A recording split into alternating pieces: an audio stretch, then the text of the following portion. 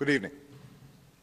Tonight, I can report to the American people and to the world that the United States has conducted an operation that killed Osama bin Laden, the leader of al-Qaeda.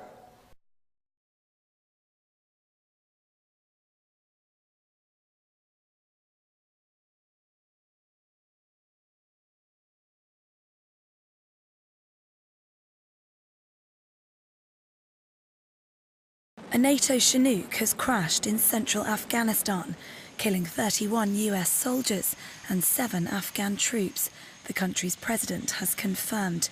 The incident, which took place in central Maidan Wardak province, just to the west of Kabul,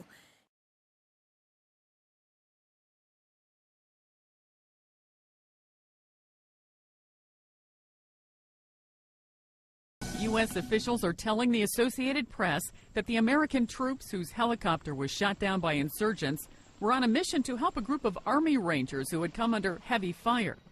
22 Navy SEALs, along with 3 Air Force combat controllers, a dog handler and his dog, plus 4 crew members, were all killed.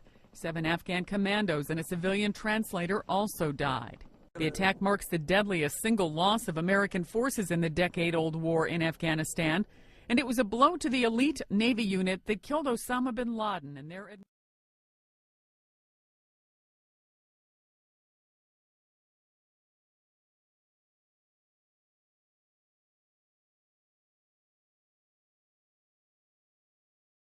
The Taliban is taking responsibility for shooting down a U.S. helicopter. More than 30 people were killed, and there are reports this morning that most of them are U.S. Navy SEALs. They ended up exposing the entire force, unfortunately, to enemy fire. And all it takes is one lucky shot. And that one lucky shot, from a Taliban perspective, was what happened.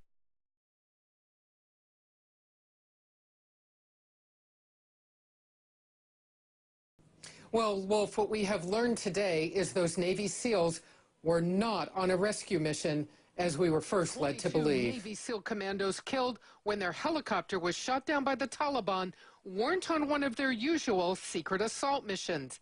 Military sources confirm the SEALs were called in to chase down a group of Taliban on the run.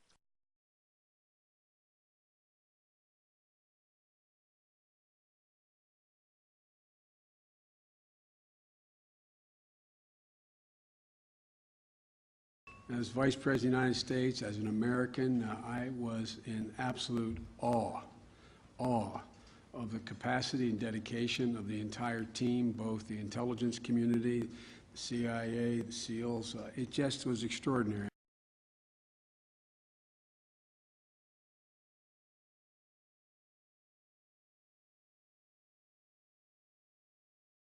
As soon as Joe Biden announced that it was a SEAL team who took out bin Laden, within 24 hours my son called me, and I rarely heard him ever sound afraid in his adult life.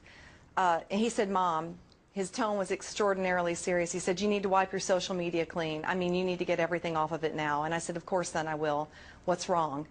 And he said, "Mom, there's chatter, and your life is in danger. Our lives are in danger, so clean it up right now." The tragedy's been complicated by shifting stories, even conspiracy theories, and still tonight, some of the families of the fallen say questions remain unanswered. In the military testimony that we have, by May 11, the military says, Intel knew that over 100 Taliban fighters were moving in to the Tangi River Valley to shoot down, to give an extraordinary effort to shoot down an American helicopter loaded with American warriors.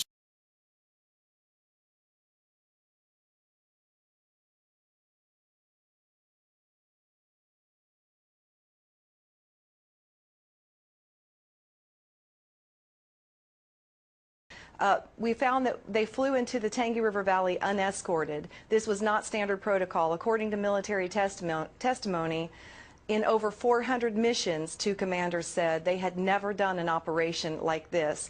Why was there no pre-assault fire? We were told as families that because pre-assault fire damages our efforts to win the hearts and minds of our enemy. So in other words, the hearts and minds of our enemy are more valuable to this government than my son's blood. The Taliban sitting there with machine guns motorcycles, phones. Who called them to tell them?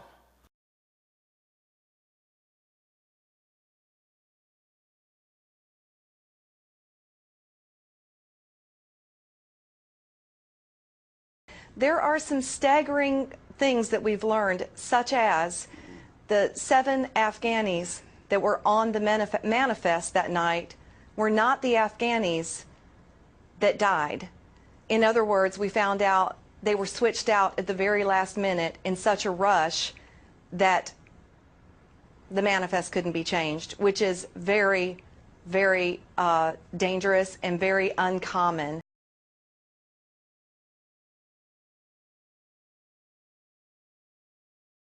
At the last minute, they were replaced without changing the manifest. It was as if someone knew they were going on a suicide mission and pulled them out. The official in charge of the investigation, General Jeffrey Colt, in his 1,250-page report, did not address this fact.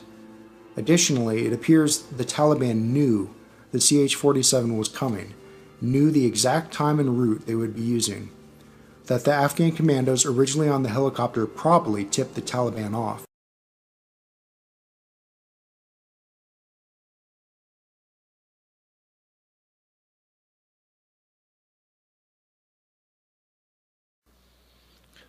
We had 30 plans to assess the crash. We had Black Hawks. We had Pathfinders. We had 140 men go in.